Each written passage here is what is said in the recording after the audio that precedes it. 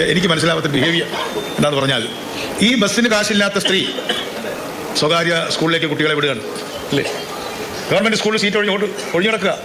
Government സ്കൂളിലേക്ക് ഇപ്പോഴും കുട്ടികളെ വിടുന്നതിന് പകരം ഫീസ് കൊടുക്കേണ്ടാത്ത പ്രൈവറ്റിൽ പോലും വിടാതെ ഇവിടെ വിടുന്നത് ഫീസ് കൊടുക്കേണ്ട സ്കൂളിലേക്ക് വിടുന്നു അല്ലേ? ആശുപത്രിയുടെ കാര്യം വരുമ്പോൾ ഇതേ സ്ത്രീ തൻ്റെ അച്ഛനെയും ഭർത്താവിനെയും കൊണ്ട് വരാന്തയിൽ കിടക്കുകയാണ് ഗവൺമെൻറ് ആശുപത്രി.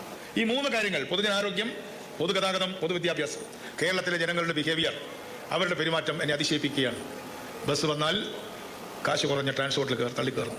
എന്നാൽ തൊട്ടപ്പുറത്ത് കുട്ടിയെ ചേർക്കുന്നത് ഫീസ് കൊടുക്കുന്ന സ്കൂളിലാണ്. അസുഖം വന്നാൽ പ്രൈവറ്റ് ആശുപത്രി പോകാൻ പേടിയാണ്, കാരണം അവിടെ കൊടുക്കാൻ പൈസയില്ല. പക്ഷേ പ്രിയദർശിനി വന്നപ്പോൾ നിങ്ങളുടെ ബസ് വിട്ട് മറ്റ് പ്രിയദർശിനി കാത്തു നിന്ന് തിക്കി തിരക്കി ആളുകൾ പോകുന്നതിൻ്റെ കാരണം നിങ്ങളോടുള്ള വിരോധം കൊണ്ടോ എന്നോടുള്ള സ്നേഹം കൊണ്ടോ അല്ല, മറിച്ച് നമ്മുടെ നാട്ടിലെ കുടുംബിനികൾക്ക് കയ്യിൽ കാശില്ലാത്തത് കൊണ്ടാണ് എന്ന യാഥാർത്ഥ്യമാണ് ഞങ്ങൾ പഠിക്കുന്നത്. ഇദ്ദേഹം എന്താണ് ഇത് പ്രൂവ് ചെയ്യാൻ ഉദ്ദേശിക്കുന്നത് എനിക്ക് മനസ്സിലാവുന്നില്ല. 3 കാര്യമാണ് ഇദ്ദേഹം പറയുന്നത്. ഒന്ന് ട്രാൻസ്പോർട്ട്, അതായത് യാത്ര ചെയ്യുന്ന കാര്യം, പിന്നെ ഹോസ്പിറ്റല്, പിന്നെ വിദ്യാഭ്യാസം. ഈ 3 കാര്യത്തിലും സ്ത്രീകൾ ഇപ്പോൾ ചെയ്യുന്നതെന്ന് പറഞ്ഞാൽ, ഇപ്പോൾ ഫ്രീ ആയിട്ട് ട്രാൻസ്പോർട്ടേഷൻ ഉള്ളതുകൊണ്ട് അതിൽ തിക്കി തിരക്കി പോകുന്നു എന്നാണ് പറയുന്നത്. രണ്ടാമത്തെ കാര്യം, ഹോസ്പിറ്റലിൽ ഫ്രീ ആയതുകൊണ്ട് അവിടെ വരുന്നത്. പക്ഷേ ഇവരുടെ കുട്ടികളെ പഠിപ്പിക്കുന്നതെന്ന് പറഞ്ഞാൽ ഫീസ് കൊടുത്തുള്ള സ്കൂളാണ് പഠിപ്പിക്കുന്നതെന്ന് പറയുന്നത്, ഗവൺമെന്റ് സ്കൂളിൽ പഠിപ്പിക്കുന്നില്ല.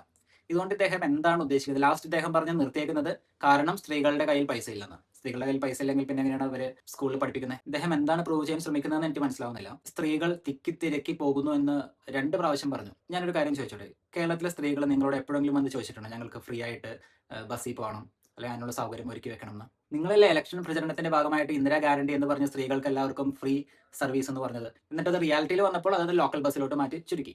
പക്ഷെ എന്നാലും കുഴപ്പമില്ല, നല്ല തീരുമാനം തന്നെയാണ്. പക്ഷേ ഈ ഒരു സർവീസ് യൂസ് ചെയ്യുന്ന എല്ലാ സ്ത്രീകളെയും ഇങ്ങനെ അധിക്ഷേപിക്കുന്നത് ഇറ്റ്സ് റിയലി പാത്തറ്റിക്. ഇങ്ങനെ ഒരിക്കലും നിങ്ങൾ പറയാൻ പാടില്ലായിരുന്നു. പിന്നെ നിങ്ങൾ മനസ്സിലാക്കാൻ ഞാനൊരു കാര്യം പറയുകയാണ്. നമ്മുടെ നാട്ടിൽ നമ്മൾ, അതായത് പാരന്റ്സ്, അവർ തിക്കിത്തിരകി എങ്ങനെ വേണമെങ്കിലും പോകും. പിന്നെ അവർ പോകുന്ന ഹോസ്പിറ്റലിൽ ചിലപ്പോൾ ഗവൺമെന്റ് ഹോസ്പിറ്റലായിരിക്കും, സൗകര്യം കുറവാണെങ്കിലും ചിലവ് ചുരുക്കി അവർക്ക് അസുഖം മാറ്റാനൊക്കെ സാധിക്കും.